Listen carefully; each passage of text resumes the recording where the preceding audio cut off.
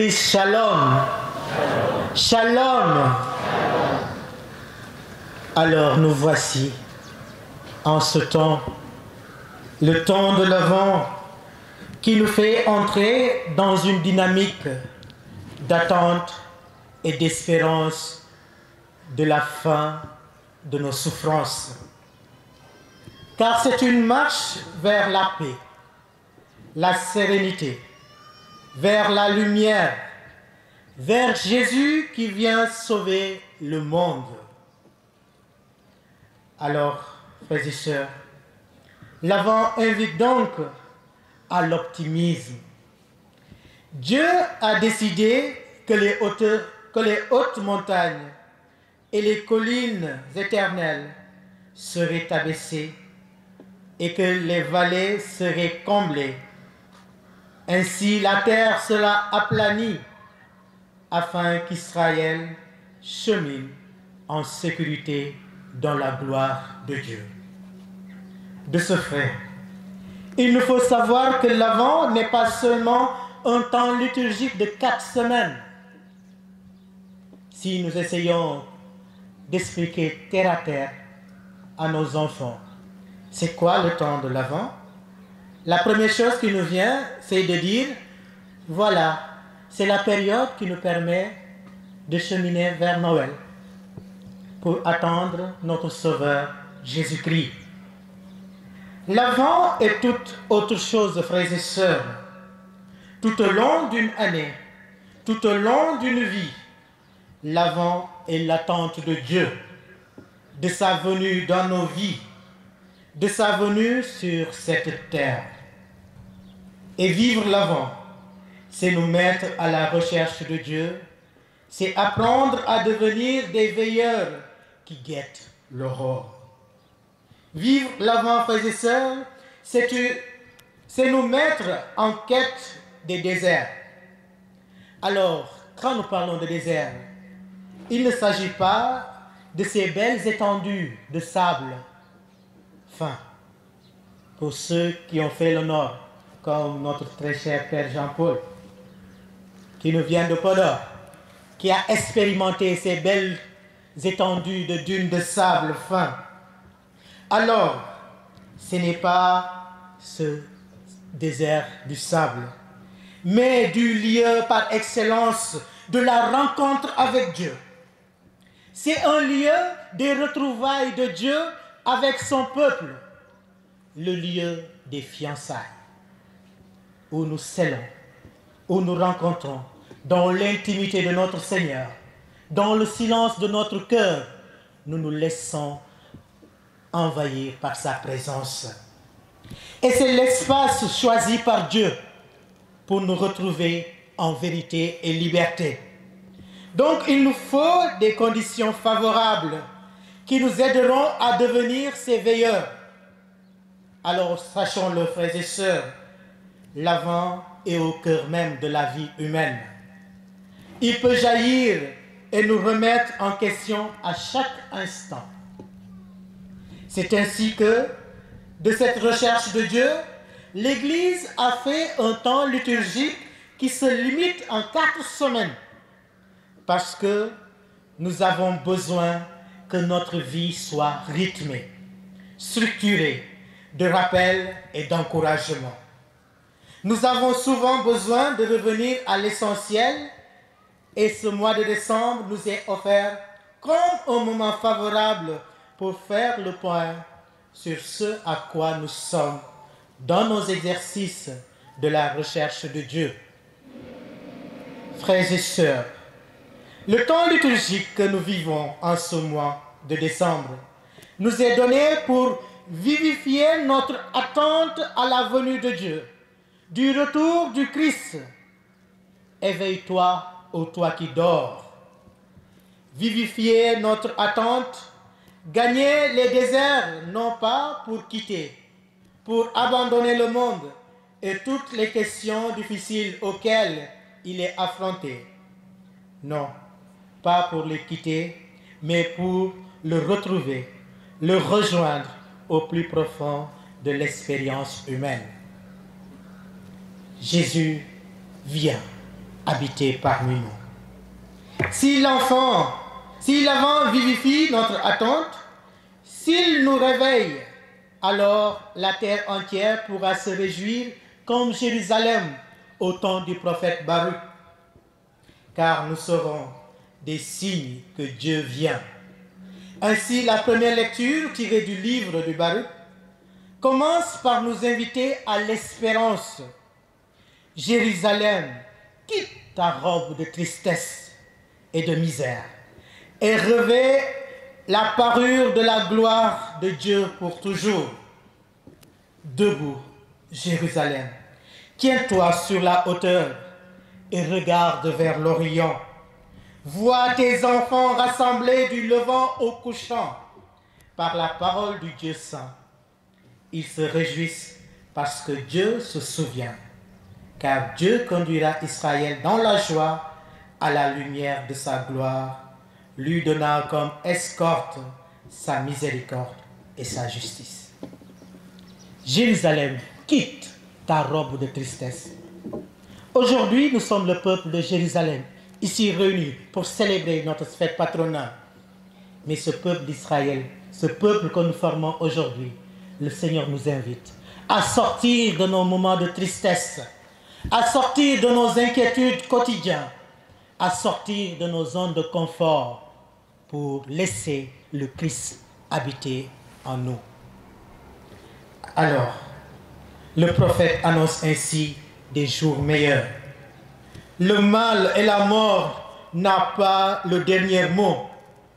Toute souffrance a une fin si nous gardons la foi en notre Seigneur. Toute souffrance a une fin.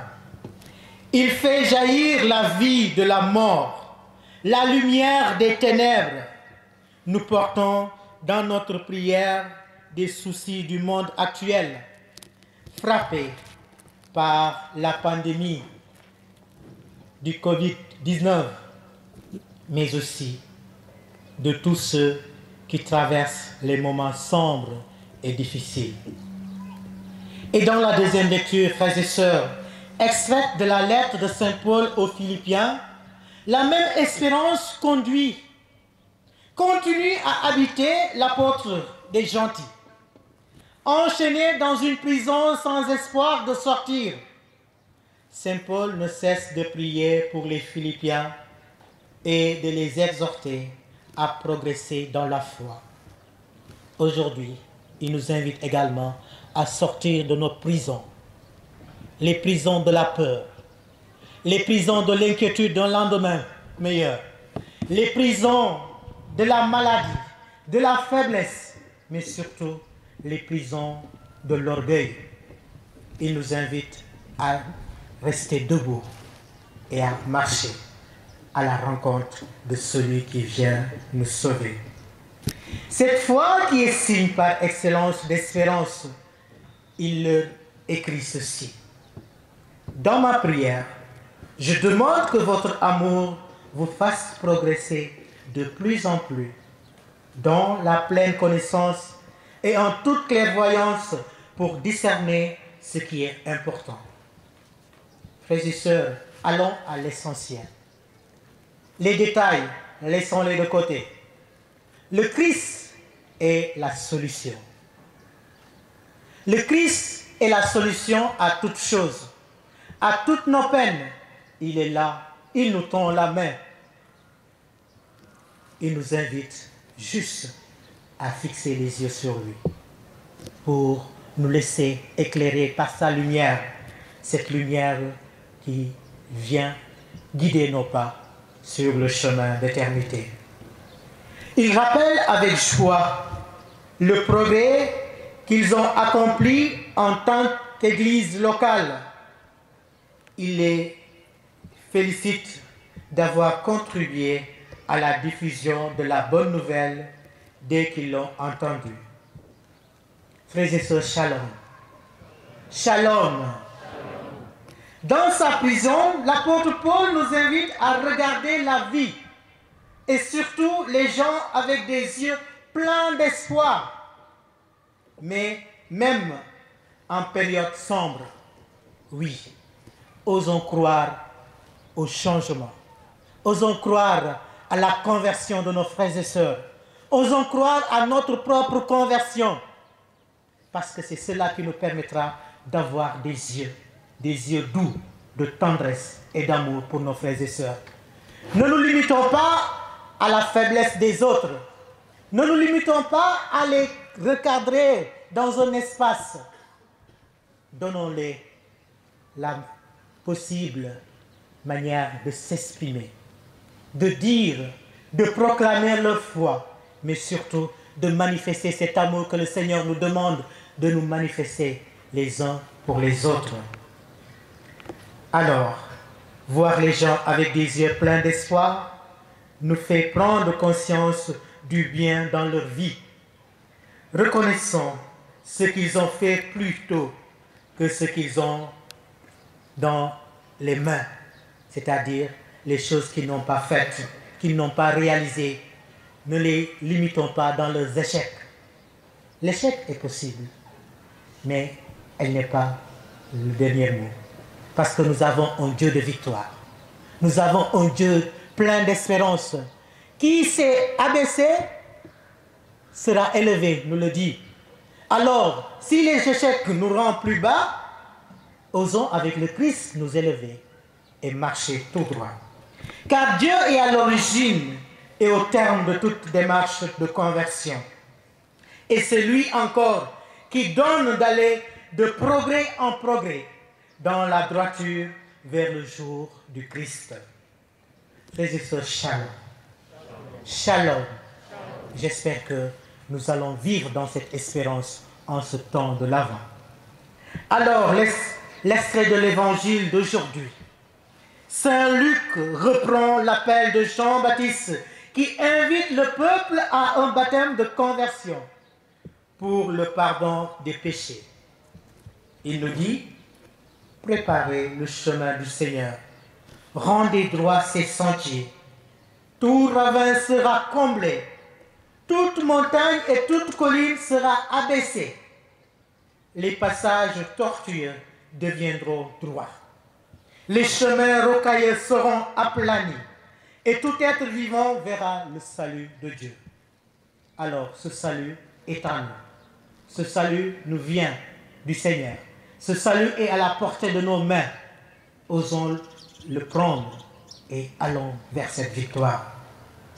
En nous disant « Convertissez-vous », Jean nous manifeste ce désir de pouvoir renouveler notre vie.